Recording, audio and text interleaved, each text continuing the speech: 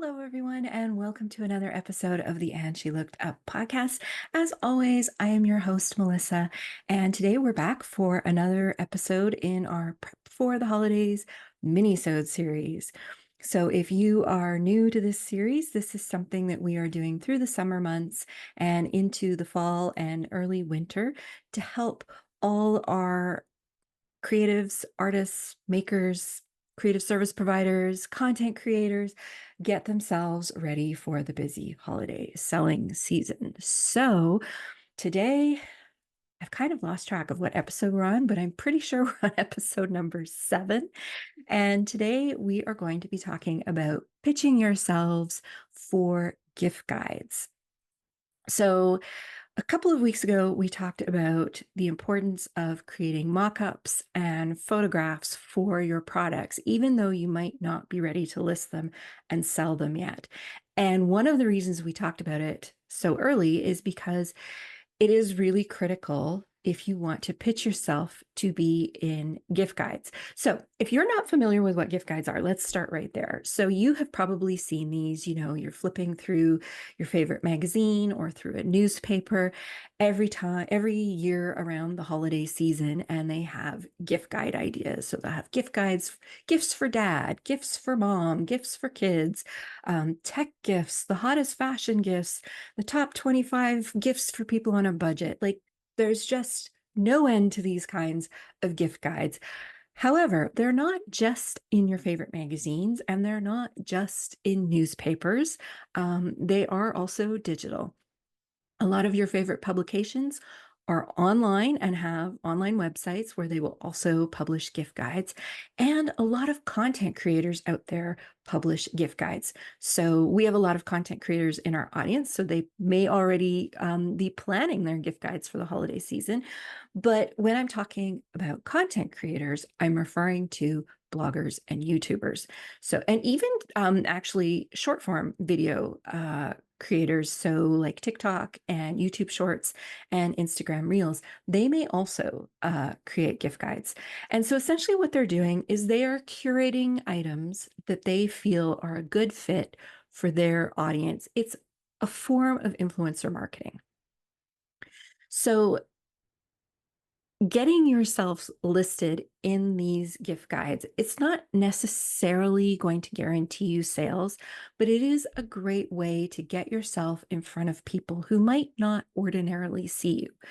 So if you sell mainly on Etsy, this is a great way to get seen outside of Etsy. If you sell mainly at in-person markets, again, a great way to broaden your reach outside of your immediate physical location. And there's so many of these out there that there's really no shortage of publications to pitch yourselves to.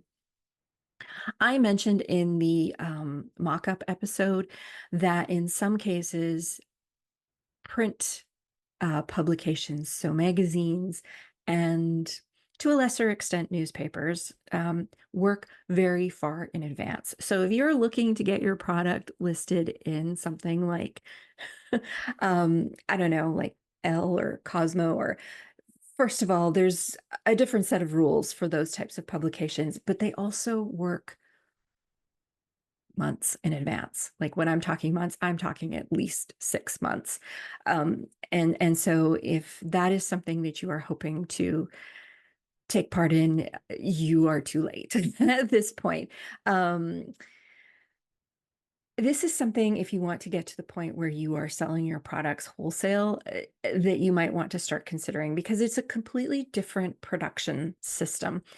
If you want to sell wholesale, again, a lot of small shops start purchasing for Christmas 6 to 8 months ahead of Christmas. And so that's around the same time that a lot of magazines start planning their holiday issues. So if you want to take part in that system, you are probably already operating on a different track than those of us who focus more on things like Etsy and in-person markets. You have probably already got your Christmas product already done, your seasonal product already done. You've probably already got it well into production. You have probably got your photos and your marketing. You are already prepared because you have had to present that to buyers and editors months ago. So for the rest of us who may not be quite so prepared or operating on that kind of scale or that kind of production timeline, we are looking into things like local newspapers, smaller publications, online publications, and as I mentioned earlier, bloggers and content creators. Having said that, those people still work in advance. Very few of them are doing these at the last minute. They are already starting to curate the items that they might like to have in their gift guides. So if you want to potentially take part in those, you are going to need to pitch these people. They are not going to come to you. That's not entirely true. On some occasions, they may come to you, but the vast majority of the time, they're not going to. So it's important for you to get your product out in front of them. And there's a lot of different ways to do this, but what it comes down to is the fact that you're going to have to make a pitch. You're going to have to approach them. You are going to have to give them an idea of what your product is. You're going to need to give them some visuals. You're going to need to give them all your pertinent details about where the product will be sold, how people can buy it, the sizing of it, what colors it comes in, what the cost of it is, and send that off along with photographs or even short video clips that the content creators can use in their gift guides. So you need to start pulling all of that stuff together right now if you're going to do that. And you might even want to start on this earlier next year. The first step is going to be figuring out who the right people are to pitch your product to. So if you make handmade dog bandanas, you're going to want to look for content creators out there who are really into pets.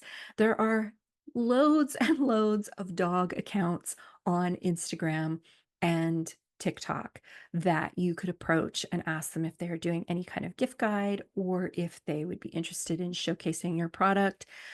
Please keep in mind that some of these people will charge a fee. So it should be, if that is something that you're really into and there's a specific influencer or content creator that you want to work with, be aware that you are probably going to have to provide free product at the bare minimum, and you may need to pay a fee on top of that. Content creators don't do the work they do for free. It's a lot of work. Having been one myself, it is just as much work as painting a painting or creating jewelry. It is, yeah, it's a lot of work, and they need to be compensated for that time. So there is definitely a possibility that you will be asked to pay, and you need to factor that into your marketing budget. So we have done several episodes on the podcast about working with influencers, about pitching your work. If you are a creative services provider, you're probably already very familiar with pitching yourself. You've probably done it many times. It's the same principle. It's just for a different outcome. So you are probably, like I said, comfortable with pitching. But if you're a maker or an artist, you may not be comfortable with pitching. And so we've got lots of resources in our archives for pitching. I will put links to those in the show notes or in the video description on YouTube that you can check out. And as I said, same with influencer marketing. The thing with all of this, and basically with this entire series that we've been doing, is that once you start to break all these tasks down, you realize how far in advance you really need to start working. And it's time always moves much faster than we think it does, and we always have less time than we think we have. So the earlier that you can get on top of these types of things, if you want to participate in something like a gift guide, the better. And this is where I mentioned in a previous episode, I do things like I have a Google Drive where I store photos that I can send a link to anybody who's interested so they can take a look. They can choose the photos they want to use, things like that. Anything you can do to make the life of the person you're pitching easier. You might want to create a small lookbook of some of your products. You may even want to offer up products for a giveaway if they're included in a gift guide. That's something that a lot of content creators will look for. If you are going to do that, be prepared to be the one that is shipping out to the winner. A lot of content creators will not do the actual shipping. That'll be on you. So that is something you will need to factor in as well as part of your marketing budget when you are doing these types of things. When it comes to magazines and print, some will charge, some will not. It really depends. But basically, this is it's a marketing. It's marketing. It's paid marketing. It's not free marketing. My kind of rule of thumb is if somebody approaches me wanting to use my product, I don't expect to be charged, but if I'm approaching them, I do expect to be charged. So it doesn't always work that way, but that's kind of the way I look at it. So that's something to keep in mind. Anyway, if that is something that you want to take part in this year, now is the time to start getting yourself prepared. And as I said, we'll leave lots of links to help you out in the show notes so that you can dive a little bit deeper into how to go about pitching yourself. So that is it for this week. We'll be back next week with another new tip. And we are also getting very close to the start of season 6 of the I was going to call it the True Podcast. I don't know if that's the right word, but we're getting close to season 6 of the full length episodes that we normally do for the show. So we'll be continuing to run these in tandem when season 6 launches, but yeah, we're getting close, so it's not far away. That's it for this week. Talk to you all soon.